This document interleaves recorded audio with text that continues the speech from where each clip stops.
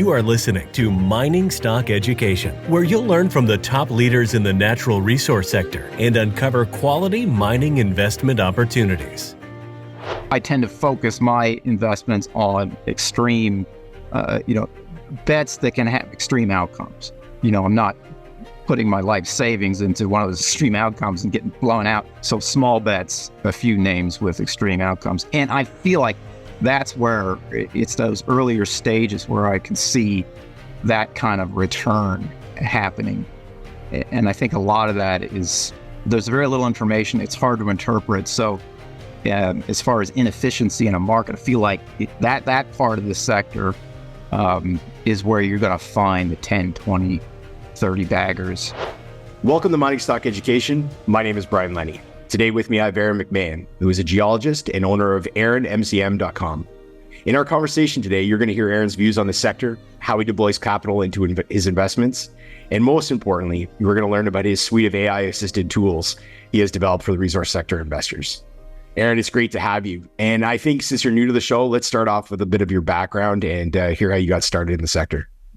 Yeah, sure. Well, thanks again. Thanks for thinking of me. I really appreciate being here. So like you said, I'm a geologist. I got my start really when I was in school. I didn't attend a mining school. I was studying plate tectonics, right? And then when I was finishing up my master's, a industrial minerals company approached my department and said, "Hey, we need a geologist." I thought, geez, I'm a geologist. So I rose my hand. I need a job. And so they brought me in really to, because I was young. This is like 2001. I was young. I must know computers. So why don't you learn to use this resource modeling software we just bought? And so that got me into the mining industry. I worked there for a couple of years. I had some operations scattered around the United States, doing drill programs and then putting resource estimates together. Then I jumped to a consulting firm, Pincock, Allen & Holt, which is now RPM Global, where I really started getting exposure to the mining world outside of an industrial minerals operator. And so I would do a lot of resource estimates for junior exploration companies and produce 43-101 technical reports. We would do audits for reserve audits for majors. Their team put together those reserves, and then we'd show up and say, "Well, here's what we think about the work we've done," and then did a lot of due diligence for banks who were looking to provide debt for new construction. Did that for about 6 years, and then jumped off and into the world of private equity. I worked for resource capital funds for about 9 years, really as part of their internal technical team, almost like an internal consultant. But yeah, looking at so they are a PE shop that only does investments in the mining space. They had their own internal technical team, which I was part of. And we would, we pretty much get opportunities fed to us, and we just try and tear it apart and build it back up. Make sure, from a technical perspective, make sure that we could see the merits of the project. And then we had other teams, other resources in the company would look at really the financial side and the legal side, and really as a team try to come together and say, all right, well, here's the deals we want to do, and here's the ones we want to avoid. And then, I jumped off on my own, and I have my own consulting firm. I still do a lot of that resource estimation stuff, but have also split my time focusing on really the more of the technical investment side of things. How much can you really learn about the economic merits of a project based on a little bit of information that you get in early stages. Yeah, so that's how I landed where I am today. Resource estimation, it's become such a big part of, especially on the junior mining side of things. And we've seen it on the both, I guess, the positive and the negative side where it's done improperly and projects have failed. And then on the plus side, obviously a lot of projects work. And so there's obviously merit to it. How is resource estimation, how has that changed over the 20 plus years that you've been working in it? Like it seems to be something that's probably gotten a lot better. Is that correct? Well, I don't know. So yeah, there's in that whole estimation process, you're for those who don't know, what you're doing is you're taking a resource database, which is loaded with drill holes and then some other information like topography, and you're trying to convert that into this three-dimensional. In today's world, you're trying to create this three-dimensional representation of that of the deposit, not just grade, but other important factors that are going to impact, say, the mining or the metallurgy, or really in the end, the cash flows in the end. And it's hard to do. It's easy to mess up, and it takes a long time. Yeah. I think that last part is where I've seen most of the innovation. There's just a certain aspect of resource modeling where you're trying to really classify, what parts of the drill holes are actually part of an anomalous zone of mineralization and what's not. And that when I got started, that was a very manual process. And it just chews up a lot of time. And the problem is, you only have so much time. And once you get through all that work, you were very reluctant to decide you've done it wrong and go back, circle back and try something different.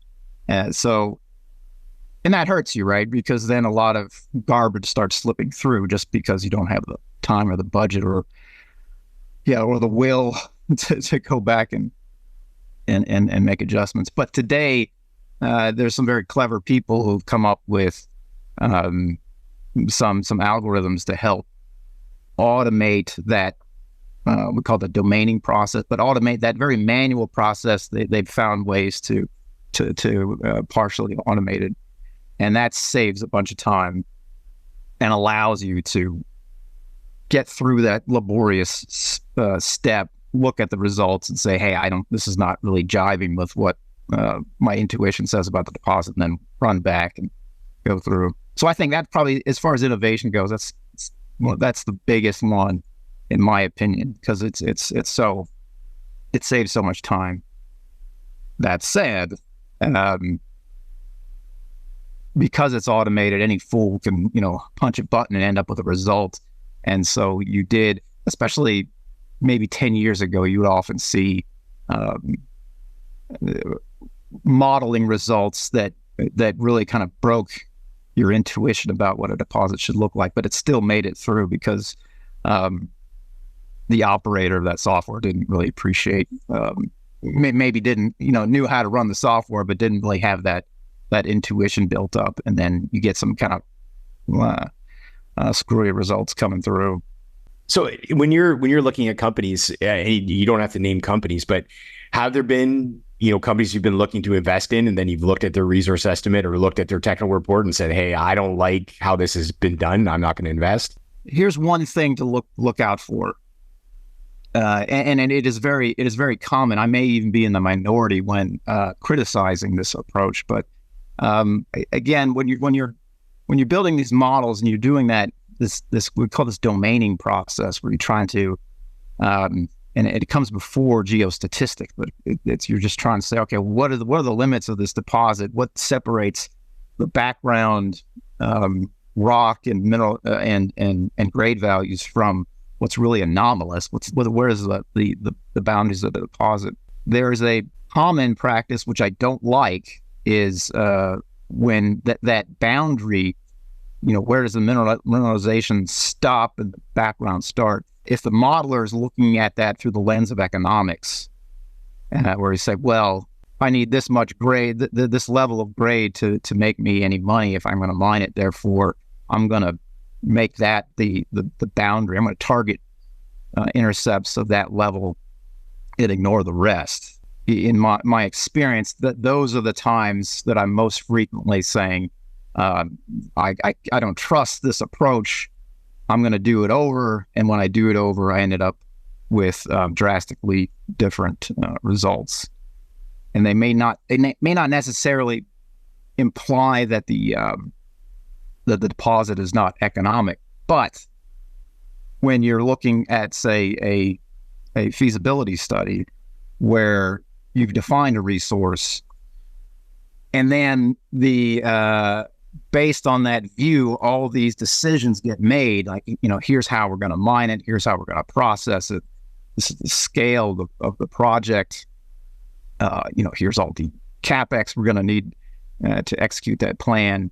That could all get blown up if you, in a sense, started with this view that, hey, I've got this high grade, low tonnage deposit, but then because of what I would view as modeling errors, it's really a low grade deposit with high tonnage.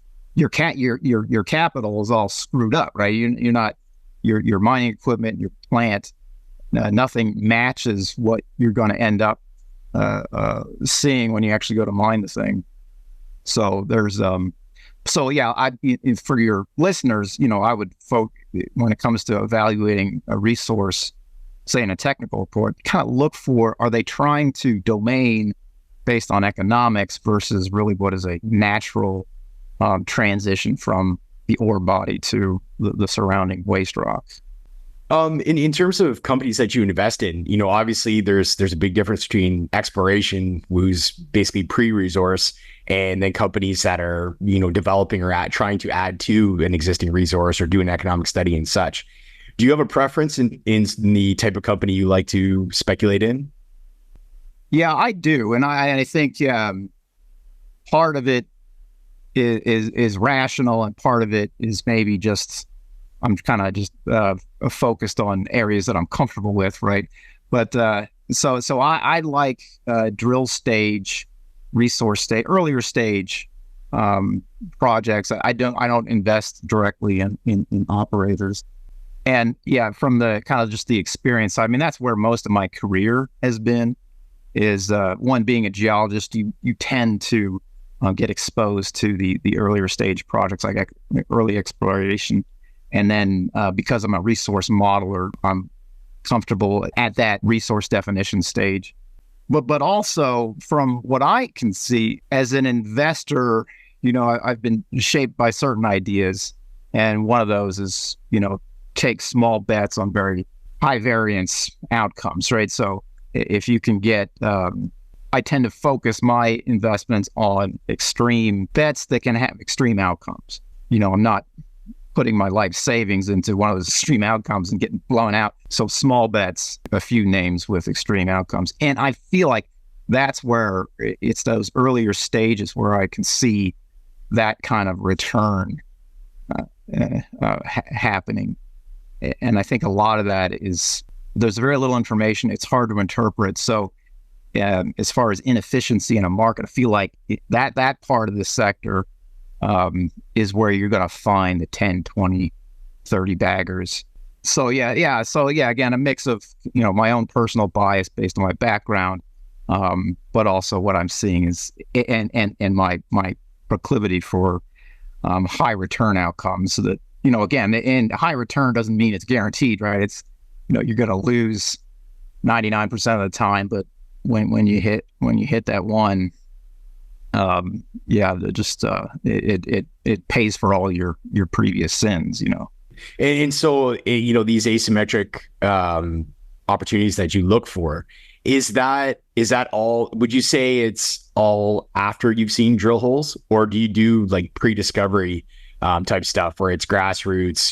These guys are doing geochemical, geophysical, and preparing to drill. Or is it, that discovery investing approach where, you've seen a couple of drill holes and then you can kind of extrapolate where this might be going? Yeah, I think it's really I like that. I'm more comfortable if I've got a couple of drill holes, the kind of the pre-drilling stage. I've done a lot of work in that regime, but that's really when you're looking at a company, they usually have more than one asset. One's probably the flagship and is dominating the valuation. It's often nice to understand, well, they've got some other property, haven't done much work on it. Is there much value there, or am I comfortable just ignoring it? I'm not so far in my limited portfolio. I don't have any companies whose kind of flagship asset would be a pre-drilling stage. But it is an interesting kind of low information but high.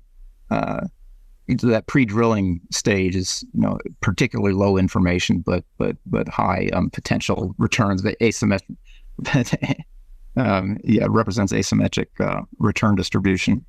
What about the other aspects of companies? Like obviously you have a good handle on the technical side, the drill results, the geology, the potential from that side. But do the people matter to you as much? Or I guess one of the big comparisons, and people have different opinions on it, is people versus project, which is more important.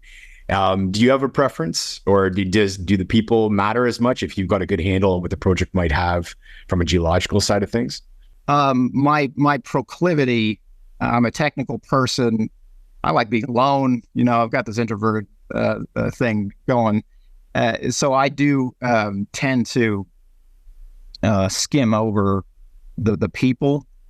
But what I learning from your show and learning from others, I only recently spent a lot more time thinking about management teams, and again, being kind of a technical person, I started trying to translate that into numbers instead of maybe an intuitive feel about people. I do, but looking back, I have seen some weird things that should have triggered some concerns. Like I remember looking at this one project, and it was an industrial minerals project, and usually those guys don't have a lot of money to spend on the technical stuff, and usually don't have to, because the geology is much simpler. But this one particular deposit, it was drilled very tightly, amazingly so. And as a resource model, that's great. A lot of information. I can don't have to make a lot of judgment calls that maybe you don't feel that comfortable with. But only later learned that the CEO of this company also owned a drilling company and had the contract to drill out this deposit, and so they just drilled the piss out of it. Those are, I think, and a lot of your investors or listeners would probably do a better job of educating me on management teams, and would have spotted that a lot sooner than I would have. But that said, I think what I've been thinking about lately on management teams is, okay, well, what does it imply? What does a poor management team imply for future cash flows of a mining property? And if they are slow to recognize that the project is a dud, then you're spending time and cash. You're spending more time and more cash than would be typical to figure out that this is not going anywhere, cut bait and run. So you can see how that would push out future cash flows if it were a good project, if you were slow, and then it's costing you more to realize a failure. And then on the other side too is that ability to raise money. Every time you raise money, you're going to give up value in your assets to do that, and a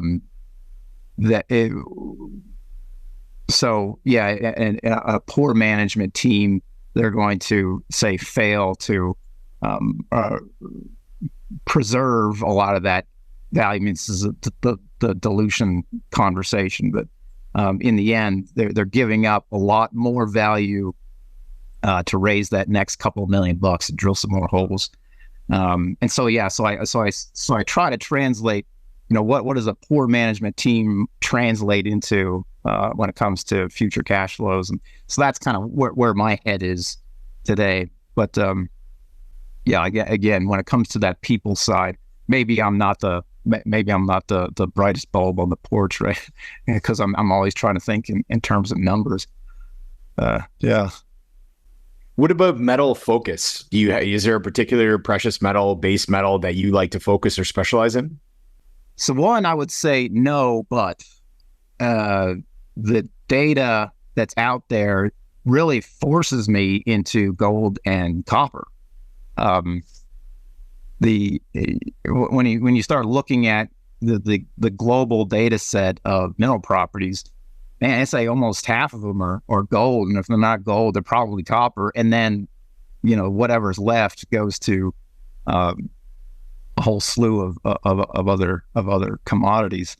So So I do focus on gold and copper, not for any fundamental perspective. I don't know what the Fed's going to do, and I don't know how this electrification thing's going to work out. But it's just more information rich. The gold and the copper sectors just seem to be more information rich, and that's just where I end up gravitating to. So you are formerly working for RCF and in that sort of job. Do you see a big difference between how funds deploy capital into the sector versus, let's say, the average retail investor? What are those differences, and how do you think a retail investor can maybe invest more like a fund and potentially be more successful? Yeah, a couple ways to go on that. One is being able, and this doesn't really help the retail investor, but it's important to point out, is being able to put money directly into a company. So I'm going to, and say through a private placement, it's like, here's a chunk of change, and you're going to use this to do X, Y, and Z. You're going to drill this many holes. So just being able to, in a sense, influence the company direction with that bag of cash versus just shares trading hands in the retail market. That's a big deal. Again, yeah, because if you think about it, kind of going back to that dilution discussion, yeah, I've got to consider that as a retail investor. I have to consider, I'm just trading shares with somebody else. This is not moving the needle for the company, really. And they're going to have to find, the value that I might see as a retail investor. They might not run into a capital provider that has that same perspective, or even if they did, we'll be willing to share it, with the company. And so that's something that in a sense I'm kind of stuck with, is how do you properly account for that cost of capital in your valuation, right? Because I can look at things that, yeah, man, this is got 30x potential, but they're a $4 million company, and they want to drill they want $1 million for some drilling. They got to give up a huge amount of that future value. There's this economics to due diligence. If you value your time, it takes, if you're going to look at a company, it takes time, and if you're going to dig into the details, that's going to take a lot more time. And if you value your time, say at $100 an hour, if you spend an hour looking at a company, and you only invest, say, $1,000, okay, so you've chewed up 10% of that potential return, and an hour is not a lot of time. So the question ends up being, and like a large fund, they have they're writing big checks, and therefore that couple of percent they're willing to spend on due diligence is a lot bigger number, and so they can deploy their internal resources or reach out to an external consulting companies, say, and really chew through the details. So that ends up being this tricky problem. If you're a hobbyist and you just, as it's fun to explore the sector and learn about companies and whatnot. So if you're getting entertainment value, then okay, well then you might even be willing to pay to play around with these companies. So yeah, that's kind of where my AI stuff starts coming in. You start asking questions like, what is the best due diligence I can do with the least amount of effort to really kind of bring that ratio in the line. I can't spend a lot of time looking at a company unless I'm writing a really big check. So that's where so the retail investor is sandbagged by this discrepancy between, I just can't spend the time to, I can't spend a month, tearing apart a resource and building it back up and whatnot. So you gotta figure a way. And I think, listening to this podcast or getting a newsletter, I think that's why those resources are popular, is because it can really cut down, get somebody else doing the work, and then lots of people sharing that work ends up kind of bringing your due diligence cost into more of a reasonable range. And so I'm trying to take this different approach where, hey, like I'll do this big data stuff and then distribute that to a large audience, and so that's the hoping that's where the value is that we do high quality due diligence, still pretty light touch relative to a big fund, but it kind of brings those costs in line, and hopefully making better decisions on which companies that should make the cut, because most of them shouldn't. So let's get into your tools that you've created. There's a number of them. I don't know if you want to start with the Interceptor AI assisted resource prediction or the Interceptor.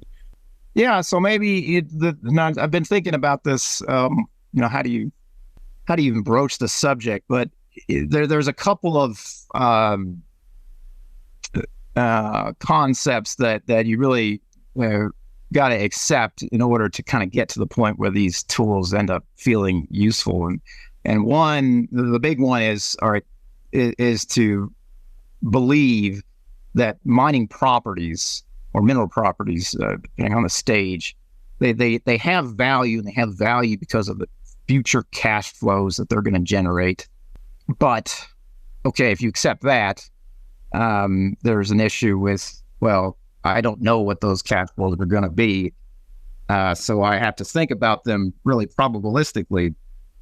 Once you start thinking about things probabilistically, you start breaking down those cash flows into really a view on what the mine is going to produce and over what time frame, what they're going to be able to generate as far as selling, what kind of revenue they're going to generate as far as selling what they produce, and then what are all the operating costs for making that happen, and what's all that capital they're going to need to spend up front. So really thinking of it in terms of a discounted cash flows, and then all those inputs to a DCF. I don't know what those are going to be, right? So I need to think about it probabilistically. So can I think of grade as a distribution of possibilities, where the center of that distribution, say, is 2 grams, but it could be 4, could be as low as 1, and then an infinite number of values in between. And say for tonnage, same for CapEx, same for OpEx. So if you can think of it that way, then you can imagine several iterations of a cash flow model, which are sampling these different potential values for all these direct inputs to a cash flow model. So through all that, only when you're at that point does these tools that I've got start to make sense. And what they're aimed at is defining what those uncertainty, those probability distributions for all those major inputs are. And so Interceptor is really focused on drill stage, in the states gold, and I got a version for gold and a version for copper, where you're saying, well, I don't know what the resource is, but I've got some information about the drilling, public information. So can I look back through the history of mining and say, okay, well, properties that had early drilling results that look like what I'm seeing today, how did they actually turn out? I mean, did they actually generate a resource? How big was it? What was the grade? And if you can build a relationship through between that early drilling and that eventual result, then, okay, we've got some view as to what the possible outcomes are for the resource, and then can carry on down the valuation chain. But I'm a human being, and I can't, I have, through my career, is very fortunate to visit lots of projects, worked on lots of properties, but still with all that experience, I still am not comfortable with my intuition about what that relationship is between early stage drilling and the eventual outcomes as far as resource go. But if I've got a bunch of data that describes the history of the mining industry and all these different properties and how it turned out, that's where the machine learning stuff comes in. I can say, all right, computer, just grind through in a very in kind of a simple fashion, but at an inhuman scale, grind through all this data and try and establish the relationships between that early drilling and eventual resource outcomes. And that's what Interceptor is. I've reduced it such that all I really need to do is take the drill hole data that I find in press releases for a given property, calculate some just only a handful of statistics, punch that into the predictive model, and I'll get a view of what are the odds we're headed for a resource, how big is that resource going to be, and what's the grade going to be. So yeah, you're just trying to take a little bit of information early on and say, does this really what does this translate into as far as that next stage, and then other tools are used to go to the next stage and the next stage. How about Express DCF? How does that work? Yeah, so that one, it goes from, instead of trying to guess what a resource is going to be, say you already have a resource, and then this one ends up getting a little more complicated, because then you're starting to say, well, if I knew what the resource was, could I then guess how much of that resource is going to convert to a reserve? And what would the mine life of that reserve look like? There's a whole litany of things. What's the recovery going to look like? What's the CapEx going to look like? What's the mining cost, processing cost, G&A? Really, what are all those major inputs to a cash flow model going to be? And again, you don't know, but you have this history, this mining industry history to look at and say, well, usually when it's this high grade and low tonnage, the mining costs are going to be high, the operating costs are going to be high, CapEx is probably going to be low, recovery is going to be high. So you're really using this. I haven't mentioned Monte Carlo simulation, but that's really what's going on in the background. You're just establishing all these possibilities for these various inputs to a cash flow model, and saying, okay, well, let's just start grinding through and randomly pulling a value from each of these, put that as a static cash flow model, see what the returns is going to look like, what the NPV is going to look like. And let's go back and do it again and randomly pick, a value for recovery and a value for OPEX, value for CAPEX, let the system run and see what it looks like. And so you end up with this distribution of outcomes for the net present value of that resource.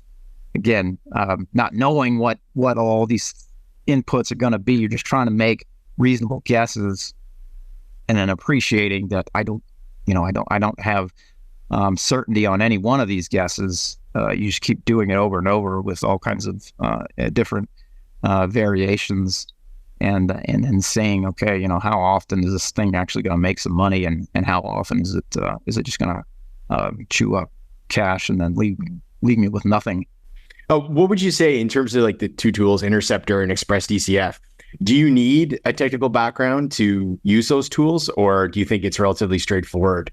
The information that needs to be inputted and such. So the input that I'm getting really is that you probably shouldn't be offering tools. You should just do it. And people don't want tools. They want the result. So more recently, I've kind of took that challenge. I was like, okay, well, what's the lightest touch that somebody needs to make with me in order to get what they want, really? And they just want to know, is this thing, what's the delta between what this thing is priced at versus what it's actually worth, the value versus the price. So I've had a little bit of success just doing, using these tools and automating a generic but pretty detailed report on a property. So where a client can just reach out to me and say, hey, look, this company, this property, what can you do for me? And the idea would be, if it's a drill stage copper or gold property, I can then just jump into their website, collect the data that's required, run it through these various tools, and then spit out a report that gives you really, headline, what here's what the company is selling for, here's what the value of the property is based on this analysis I've done, and then goes through some of the detail to give you a little bit of the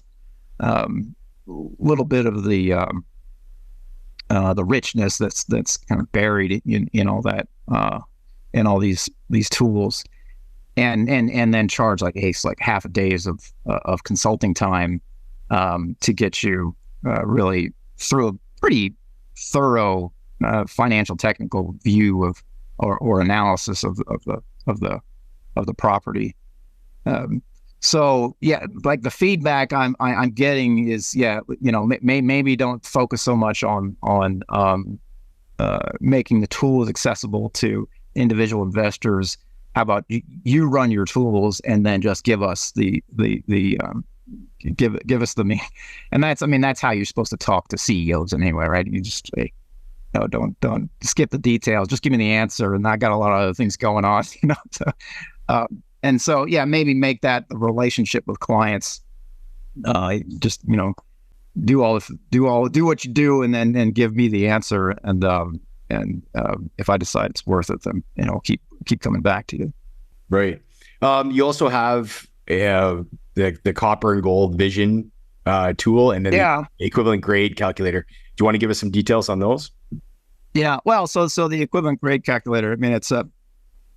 It's just a useful thing to have. It seemed like every time I needed a calculator equivalent grade, I was getting into Excel and rewriting the same couple of lines. But if you want to appreciate, hey,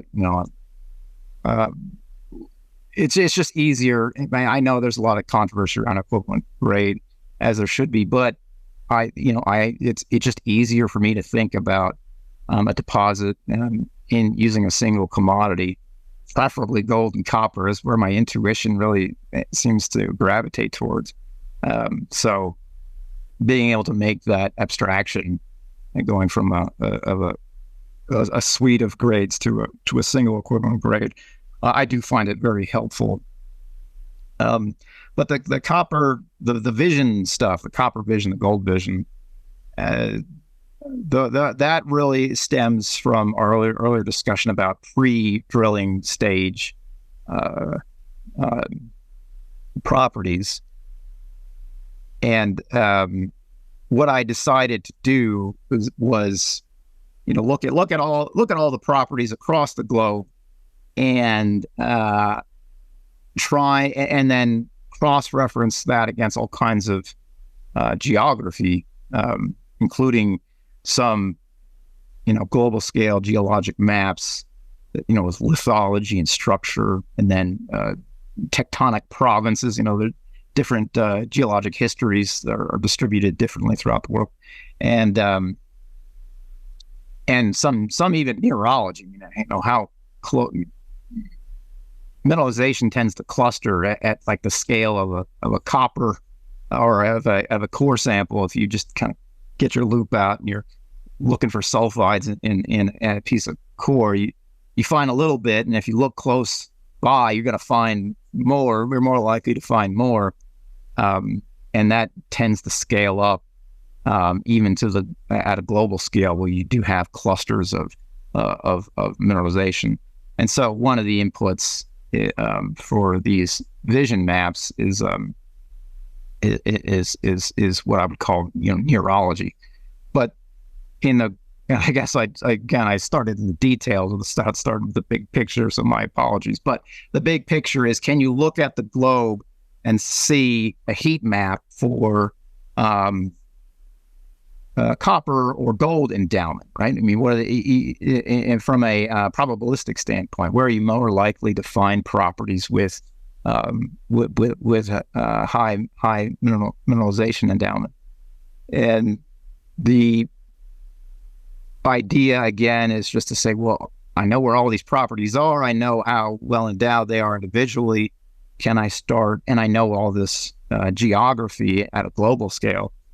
Can I then train models to predict the copper or gold endowment of a certain pixelated chunk of the Earth, and then paint that onto an interactive map where you can see how intensely mineralized you expect that part of the world to be, and then start seeing some of the other information, like what's the climate looking like there, and what's the different geologic aspects, elevation, thickness of the crust, that kind of thing.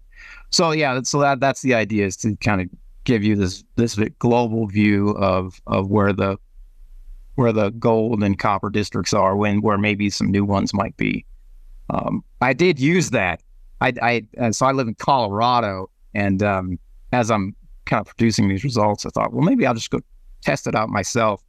And I'm not a particularly good field geologist, but I was kind of looking at Colorado and looking at where the public land was, and how, where the roads were, and how I could take my little Toyota Corolla and where could I get to and hike in. What are the best spots I could get into a hike into, and I did find a spot, and I went and took a trip, packed a lunch, and was able to walk down and locate this altered zone that showed me a little bit of, I could actually see a little bit of copper mineralization in the field. And then I actually had it assayed, and there was some anomalous, nothing impressive, but some anomalous values. So I was able to kind of eat my own cooking and go and just see, hey, look, if my algorithm says, hey, there's heightened potential for mineralization in this particular part of Colorado. I got to admit, I was very proud that I was able to just show up, hike around a little bit, and then actually find a little bit of malachite about where I thought it ought to be. So that was very rewarding. But that's the idea around these vision maps is, can I take this very big picture view of mineralization, and then can I use that to direct my attention towards the most promising places, and then then quickly find some indication that more work ought to be done. And as a side note, I don't think more work should be done at this place because they're really nice houses not too far. And so it's, to the boundary of the park, and a lot of people like walking, hiking there. And so it's a heavily trafficked for social reasons. I don't think I ought to pursue that particular opportunity. But from a technical perspective, I was quite happy with how that came about. Great. Aaron, from a social media and website perspective, can you take us through how people can follow your work? Yeah. So what I've been doing lately, and one of the tools that is probably more popular, but it's just what I call a lead magnet. I just use it to gain attention and draw people into my webpage. But so I'll get on CEOCA just about every morning, and I'll go to golddiscovery.com and just look at the intercepts of the day. So focus on gold and copper again, and I'll just contextualize the latest intercepts I'll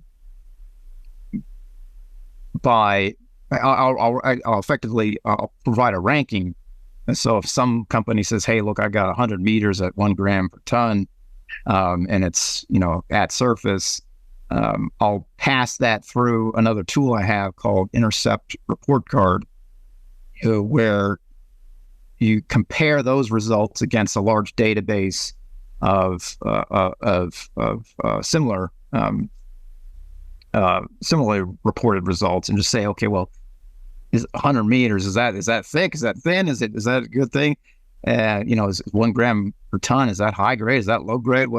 So I'll classify those results and then publish them to CEOCA, and I also do it on Twitter.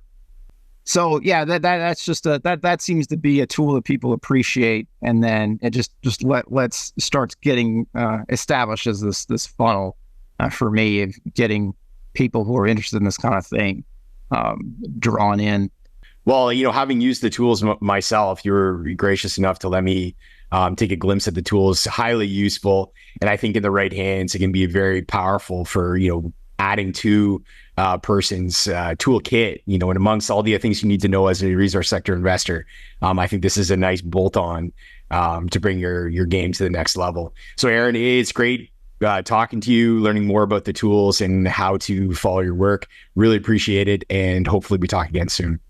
Yeah, well, thanks, Brian. Yeah, again, I really appreciate you thinking of me and giving me access to all your viewers. So yeah, again, so all the appreciations on my side. So thank you so much. My pleasure.